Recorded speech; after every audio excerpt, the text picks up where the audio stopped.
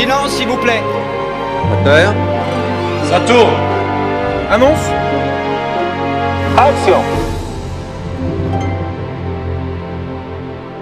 Bon, bah c'est pas tout ça l'équipe, mais je rappelle qu'on a du travail, hein, une 58e prise. Ah oui, quand même, hein, on approche la 60e. Finalement, t'es d'accord avec moi, tu parles de 58 et de 60. Oui, voilà où on en est. Hein.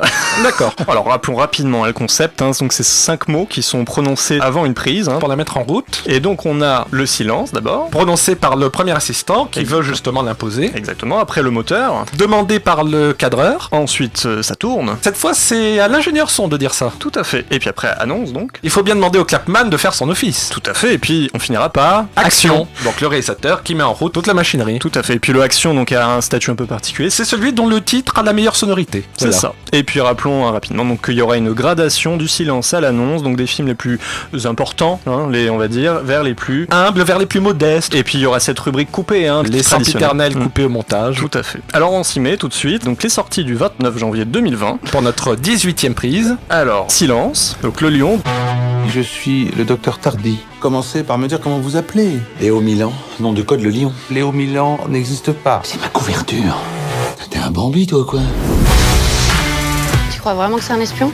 Ouais, justement, je sais pas trop. De Ludovic Colbeau-Justin. C'est son deuxième film. Il avait fait C'est tout pour moi, son premier film. Alors pourquoi il rembraye avec un autre film, si c'était tout pour lui? Bah oui, il aurait pu peut-être s'arrêter si on s'en tient au titre, mais non, il a voulu insister, et donc il nous arrive avec Le Lion, avec Danny Boone, donc. Hein. Et Philippe Catherine. Tout à fait. Philippe Catherine tient le rôle d'un docteur. Un psychiatre. Et il fait la connaissance d'un de ses nouveaux patients. Avec qui il va avoir du fil à retordre, parce que ce patient lui dit qu'il est en réalité un agent secret sous couverture. C'est ça. Le docteur va commencer à avoir des doutes lorsque ce patient va lui prédire la disparition de sa femme. Ben, c'est à ce moment-là que sa femme va se mettre en tête de disparaître. Exactement, donc il va se dire peut-être finalement qu'il est dans le vrai, hein, qu'il a toute sa raison, et donc il va se mettre en tête de le faire évader, et ensemble ils vont un peu partir à l'aventure comme ça à l'extérieur, donc ça promet quelque chose d'assez rocambolesque. Hein.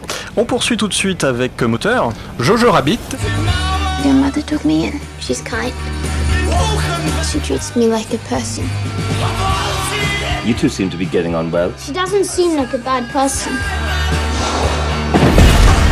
I'm the enemy. De Taika Waititi.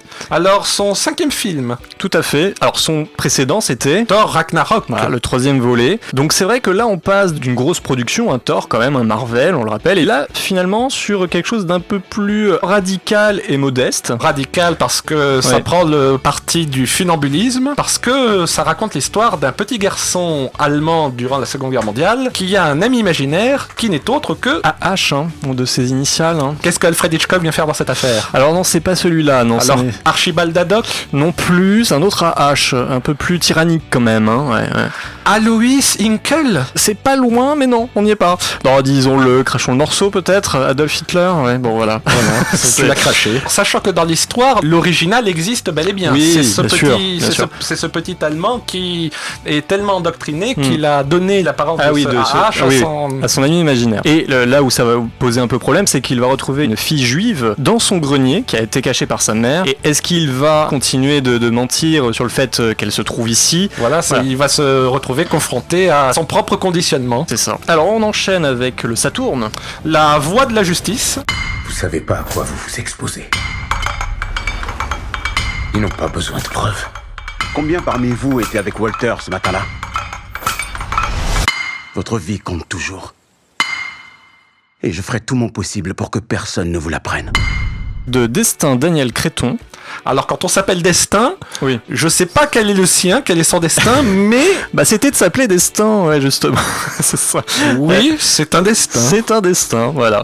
Et donc il en est à son 3e film, donc avec La Voie de la Justice. On va suivre le destin, hein, finalement. Le destin. Le destin vrai en plus, parce que c'est inspiré d'une histoire vraie. Tout à fait. Alors plutôt inspiré de l'autobiographie de... Brian Stevenson. Le personnage principal de cette histoire. Un avocat déterminé finalement à défendre des gens qui sont accusés à tort. Et là, pour cause, il s'agit de Walter Macmillan. Tout à fait. Donc un Afro-Américain qui est accusé du meurtre d'une jeune fille de 18 ans. Exactement. Ça remonte donc en 1987, en Alabama. À cette période-là, il va tout faire pour l'innocenter. Ah ouais, parce qu'en Alabama, être Afro-Américain et surtout accusé d'un meurtre...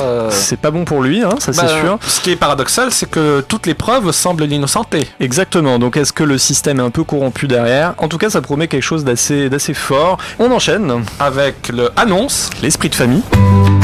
Au début, j'ai cru que c'était des hallucinations temporaires, mais ça fait des mois que ça dure et c'est de pire en pire. Vous allez devoir accepter de le laisser partir. Il n'est plus là. Tu dois pas être au courant. Tu sais que je t'entends, là. De Éric Bénard. Alors 6e film de son côté. Ah, Le Goût des merveilles. Oui, c'était d'ailleurs je crois son précédent. Mais l'esprit de famille, alors c'est C'est l'histoire le descendant de Jojo Rabbit, voilà, qui lui, pour le coup, son ami imaginaire n'est autre que son père. que son père décédé, donc un quarantenaire à peu près, hein, qui n'arrive pas à faire son deuil, et donc son père l'accompagne toujours au quotidien, mais il est le seul à le voir, bien entendu, à l'entendre. Père joué par... François Berléand. Il y a aussi Josiane Balasco dans le casting. Qui joue la mère, effectivement. Et donc voilà, est-ce qu'il va s'émanciper de cette figure paternelle envahissante, encore jusqu'après la mort, donc c'est quand même pas simple à vivre. Ça aurait été pratique, ça, pour les divorces, pour qui avoir la garde. C'est simple, il va chez sa mère, son père, de toute manière, reste avec lui. Oui, c'est la solution, il faut méditer là-dessus, ouais, tu as raison. On termine avec Action, donc, et les traducteurs. Les 10 premières pages de Dédalus tome 3 ne t'appartiennent plus. Si tu ne verses pas la somme d'ici 24 heures, 100 pages supplémentaires apparaîtront demain sur la toile.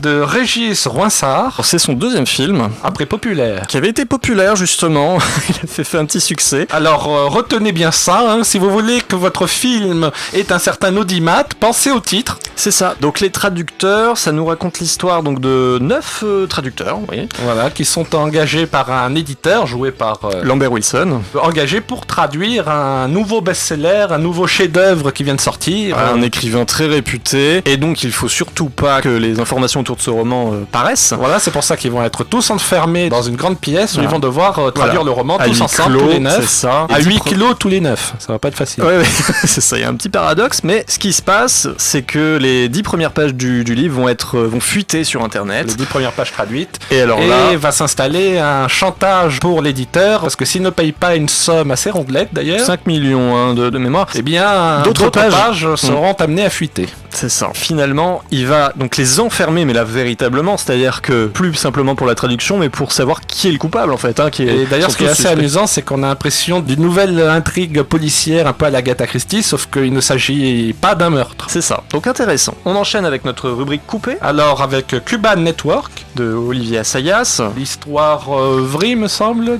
Alors c'est un groupe qui s'appelle les Cuban Five, c'est dans les débuts des années 90, un groupe d'espionnage. Un c'est ça. groupe d'espionnage, justement, pour éradiquer d'éventuels groupes anti-castristes. Exactement, qui sont sur le point de commettre des attentats. Il y en a déjà eu, Et il y en a apparemment. déjà eu, tout à fait. Ils sont là pour éviter les coups bas, Pas de coups bas à Cuba. Ah non, quand même, ouais, on pourrait s'y tromper, donc c'est bien de le rappeler, tu as raison.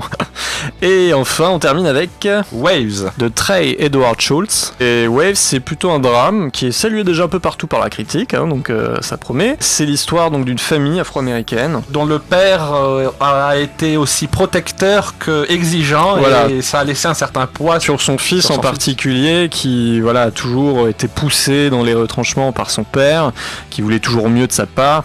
Et voilà, et c'est comment il a vécu ça, comment il Et on le arrive retrouve, je crois, C'est ça. adulte, ce fils. Il fait peut-être le point sur ça, est-ce sur qu'il son va destin. pouvoir le pardonner, et quelque chose d'assez émouvant. Et donc voilà, on a fait le tour de toutes ces sorties, alors récapitulons-les.